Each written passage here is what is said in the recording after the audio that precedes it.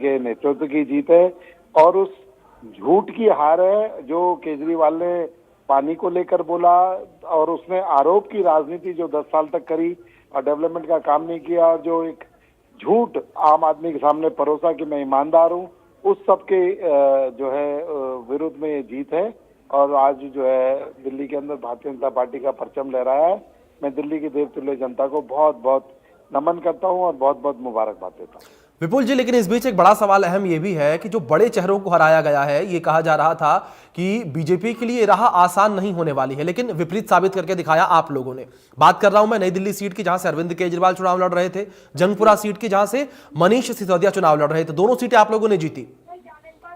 तो बिल्कुल दोनों सीटें जीती और लोगों ने जो बड़े चेहरे थे, जो झूठ परोसने का काम करते थे या दिल्ली की जनता को बरगलाने का जो काम करते थे, उन्हीं को जनता ने बता दिया कि तुम्हारी करी हुई बातें, तुम्हारा किया हुआ काम है, इसलिए तुम्हें ही हम दिल्ली की राजनीति से दूर करते हैं।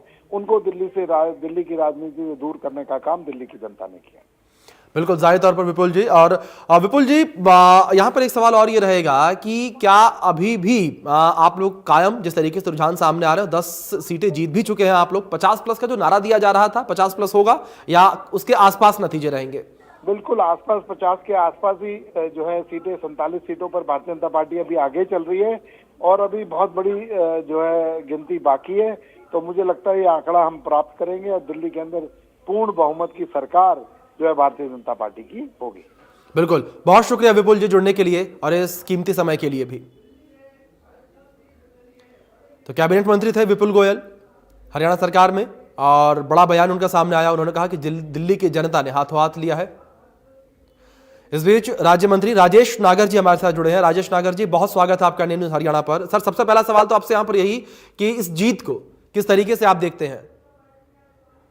तो देखो, जो केजरीवाल जी ने जो अपने वादे किए, जो झूठ बोला और जो उनकी कथनी और करनी में जो फर्क था, जनता ने उनको पहचान लिया। जो भ्रष्टाचार में उनके कई मंत्री जेल गए और जो विश्वास जनता का खोया और जो विकास नहीं हुआ 10-12 साल से जो पीछे ले गए, तो उसी की वजह से आज यहाँ भारतीय जनता पार्टी को पूर्ण बहुमत से दिल्ली की जनता ने जिता कर दिया है और मैं जनता का बहुत बहुत धन्यवाद करता हूँ। जी राजेश जी, अगर बात की जाए अरविंद केजरीवाल की सीट को लेकर, मनीष सिसोदिया की सीट को लेकर, तो वहीं दूसरी ओर अवध ओझा की सीट को लेकर, ये सीटें भी आप लोगों ने जीती हैं। एक बड़ी उपलब्धि बताई जा रही है बीजेपी के लिए। ये देखो, इनके जो नेता ज्यादातर तो भ्रष्टाचार में जेल में भी बंद हुए। इन्होंने जो सरकार बनने से पहले जो वादे की भी कोठी नहीं लेंगे, कार लेंगे और जो भी विकास नहीं किया इन्होंने 10-12 साल जब इनकी सरकार रही, तो जनता ने इनको पहचान किया और उसका जवाब जनता ने उनको अब बात दिया।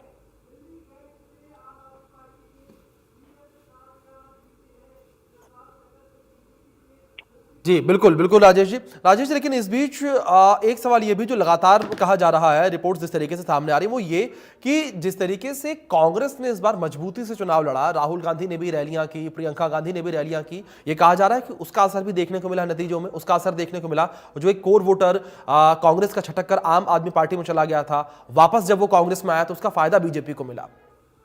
नहीं, ऐसा नहीं है। जो मैंडेट है, जो केजरीवाल के खिलाफ लोगों ने पहले से ही एक मन बना लिया था कि भी इस बार केजरीवाल को दिल्ली से हटाना है, क्योंकि जो विश्वास जनता ने इनको दिखाया वो इस विश्वास पे खरे नहीं उतरे, कोई विकास नहीं किया, झूठे वादे करते रहे और जो भी इन्होंने अपने घोषणा पत्र में घोषणाएं की कोई पूरी नहीं की।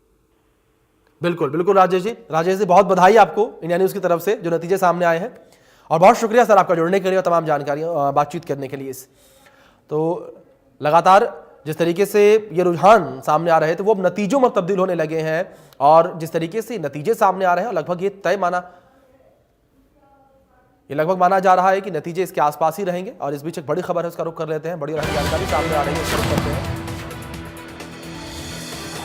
कालकाजी सीट से आतिशी जीती हैं, ये बड़ी खबर इस बीच सामने आ रही है। लगातार जो है यहाँ पर भी कांटे की टक्कर देखने को मिल रही थी और बीजेपी के रमेश बिधूड़ी यहाँ से हार गए हैं। बड़ी खबर, कालकाजी सीट से आतिशी मरलेना चुनाव जीत गई है और दिल्ली के मुख्यमंत्री मौजूदा समय में 48 सीटों पर बीजेपी इस वक्त आ गए हैं। 22 सीट पर इस वक्त आम आदमी पार्टी आ गई है। ये बड़ी खबर सामने आ रही है।